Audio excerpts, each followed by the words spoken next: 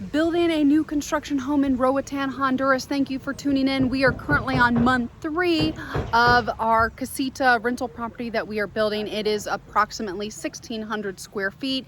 It does have a 2,000-gallon cistern, and we've spent a lot of time talking about the importance of concrete and pouring the concrete, which, trust me, it really matters. The grit matters, the quality of the concrete, the crew, the attention to detail, timing, all those little things.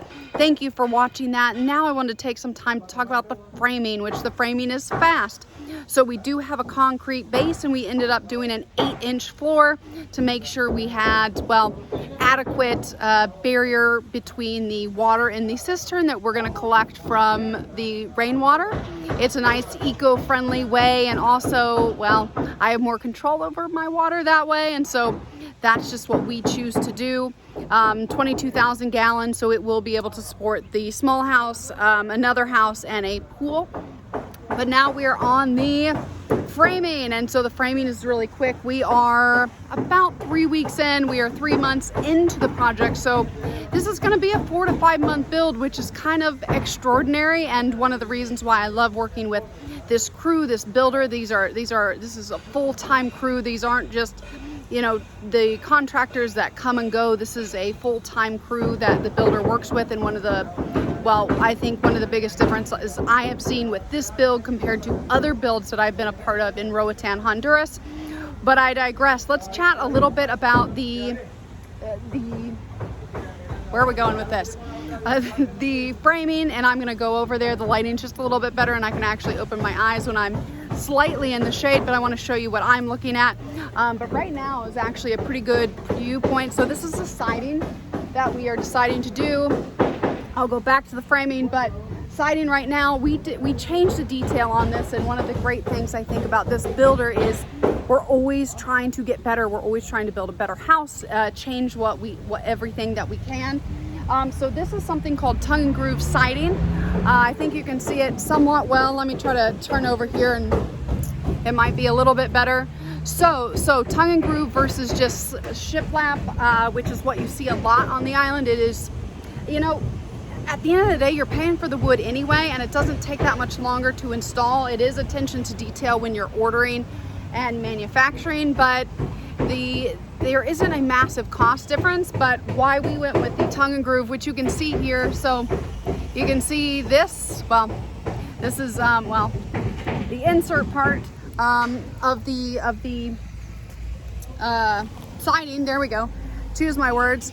This is the other side, and we actually manufactured this custom to be 3/4 of an inch instead of the more typical 1/2 inch is what we see on the island, or the shiplap, which doesn't have tongue and groove. It's just slapped up there without,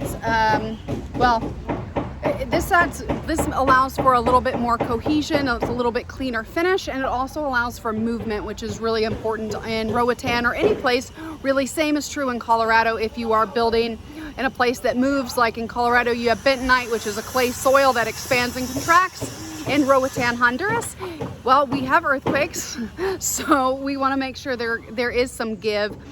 This house won't move that much just because we have such a stable concrete base, but most of the time, if you're building a wooden house, you do want to have this give, and that's what even that little extra 1/4 of an inch gives you a lot more give in the house, and so it ends up having a cleaner finish that requires a lot less maintenance. So let me show you a little bit more about what we're working on the project.